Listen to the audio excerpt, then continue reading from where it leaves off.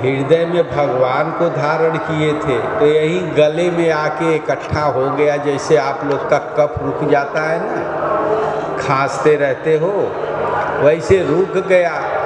तो नीलकंठ नाम पड़ा। जहर अंदर पेट में गया नहीं। फिर मंथन हुआ, कई रत्न निकले, देवता असुर आपस में बांट लिए।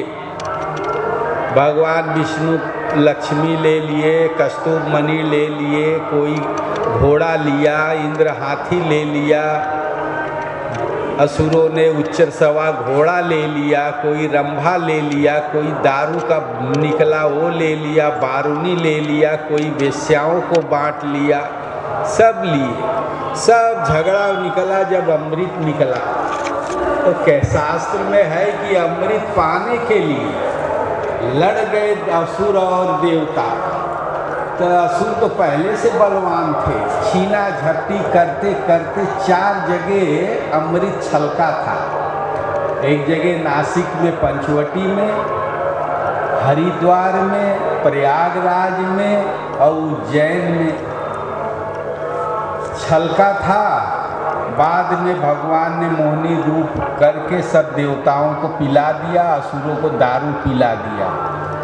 एक असुर था, उसका नाम पता नहीं क्या था, देवता बन के बैठा था देवताओं के। अब बताओ, भगवान भी नहीं समझ पाए। जहाँ अमृत मुंह में डाले तब सूर्य और चंद्रमा का भगवान ये असुर है। तो भगवान मारे चक्र चढ़ गया, गर्दन पेट में नहीं गया प्रेम। तो वो 2 भाग में बढ़ गया है। और राहु और केतु कहा ठीक है, हम अमृत चखे हैं, छोड़ेंगे नहीं तुमको, पर्व के दिन खा जाएंगे।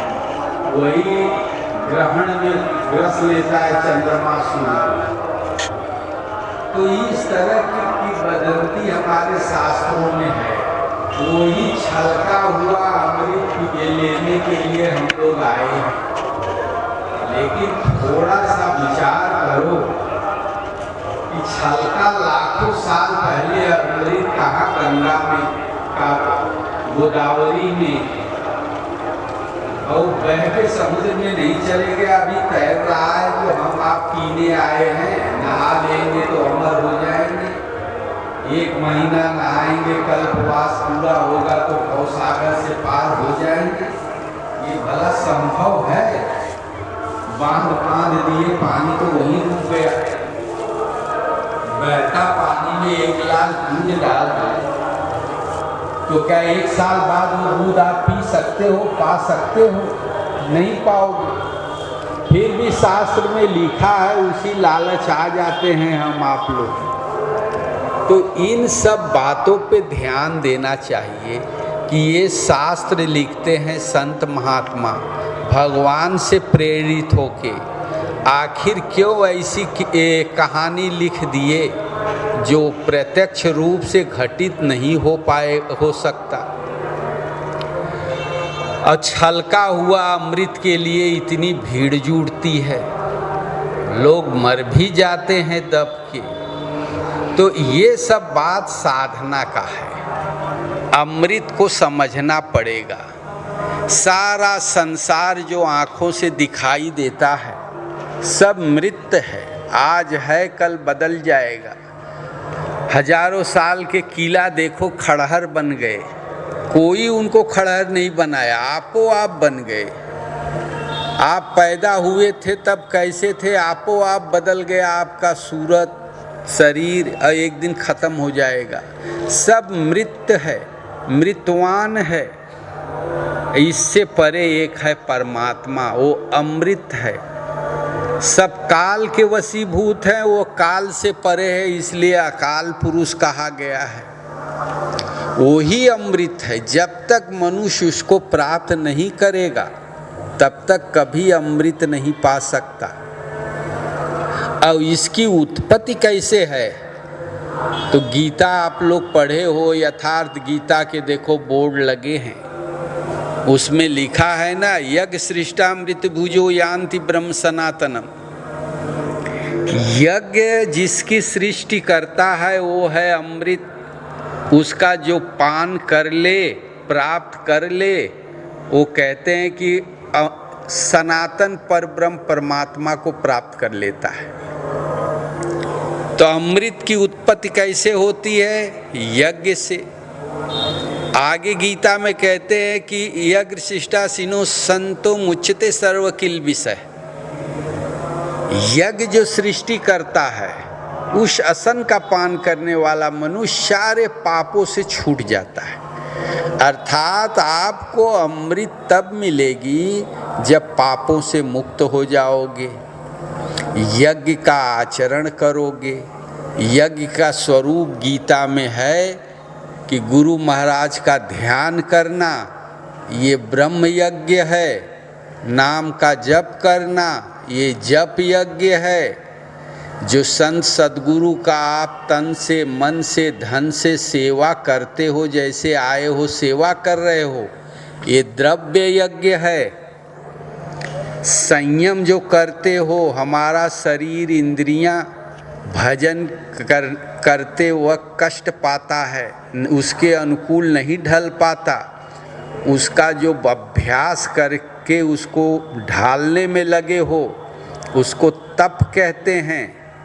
साधना में जो कष्ट आती है, जब ध्यान में, संयम में, उठने बैठने में, भजन में, इस कष्ट को सहन करना तपस्या कहलाता है।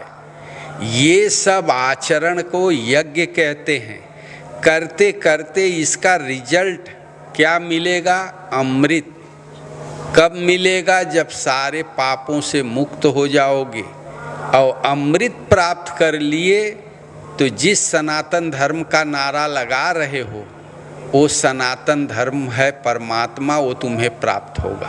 आप सनातन धर्मी हो। अब यहाँ पे सनातन का भगवान ने क्या परिभाषा दिया? जो एक परमात्मा, जो सदैव से सनातन, सदैव से चला आ रहा है। हजारों बरस पहले भी ऋषियों ने उसी को प्राप्त किया। आप भी उसी को प्राप्त कर लोगे यदि यज्ञ पूरा कर लोगे तो। भविष्य में भी कोई भजन करेगा तो वही भगवान पाएगा। ऐसा नहीं कि समय के अनुसार भगवान भी बदल जाए। इसलिए भगवान का नाम है सनातन धर्म, और उसको जो धारण करता है वो सनातन धर्मी कहलाता है। वो चाहे भारत का हो, चाहे रूस का, चाहे अरब का, वो सनातन धर्मी है। सनातन धर्म कोई संप्रदाय नहीं है। जो सनातन परब्रह्म परमात्मा है, उसको जो धारण करने में लगा है, प्राप्त करने के लिए प्रयत्न करता है, वो सनातन धर्मी कहलाता है। तो अमृत का अर्थ समझ गए? ये कोई घोल नहीं है कि पी लोगे तो अमर हो जाओगे। ये रिजल्ट है भजन का, साधना का। अब इसे समझाने के लिए 4 स्थान बताए: हरिद्वार, प्रयागराज, उज्जैन, नासिक। ये जहाँ शास्त्र में आप 4 शब्द देखते हो तो समझ लिया करो ये अध्यात्म के तरफ इशारा किया गया है। इसी को तुलसीदास 4 घाट बताए। मान सरोवर, मानस का 4 घाट बताए। उसमें से 4 घाट क्या है? जो रामायण में 4 संवाद है।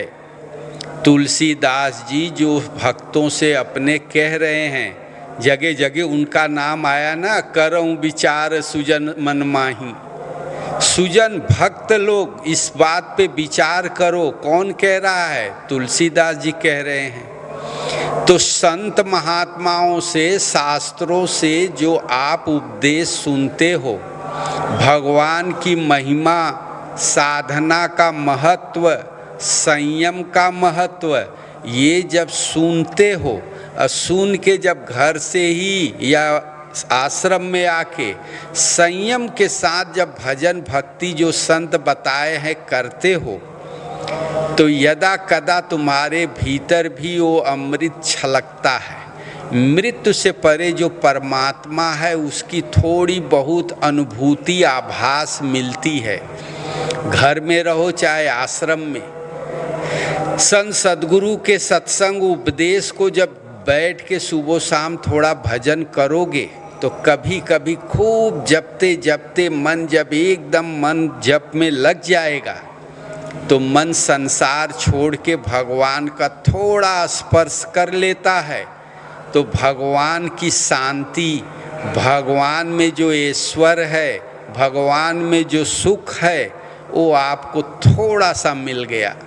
उछलका हुआ अमृत जिन महापुरुषों में परमात्मा विदित है, पूर्ण परमात्मा से तृप्त हैं, सराबोर हैं, उन महापुरुष की वाणी जो आपने सुना उसके अनुसार थोड़ा आचरण किया तो अमृत तुम्हारे भीतर भी थोड़ा छलक गया, भगवान की थोड़ा एहसास अनुभूति आपको भी मिल गई।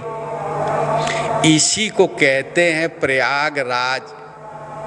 मुद मंगलमय संत समाजू जो जग जंगम तीरथ राजू। संत महापुरुष का समाज, उनसे किया हुआ सत्संग प्रयागराज है।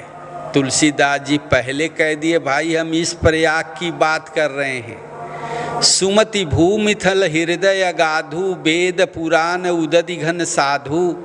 बरसहि राम सुजस बर बारू, मधुर मनोहर मंगलकारी। संत महापुरुष जो बैठ के भक्तों को उपदेश देते हैं, ऐसे जप करो, ऐसे ध्यान करो, ऐसे संयम करो, एक ईश्वर के प्रति अपनी श्रद्धा स्थिर करो। हजार भगवान नहीं होते, एक ही होते हैं। ये सब का उपदेश सुन के कि बरसई राम सुजस बर बारू, मधुर मनोहर मंगलकारी, और यही जब श्रवण से कान से सुन के आप हृदय में बैठा लिए और नियम पूर्वक भजन करने लगे, साधना चलने लगी आपके भीतर और नियम ढलने लगा तो ये अमृत रोज छलकने लगेगा, भगवान की थोड़ी अनुभूति रोज मिलेगी। मन संसारिक विचार, क्लेश, वासना, इच्छा को त्याग करके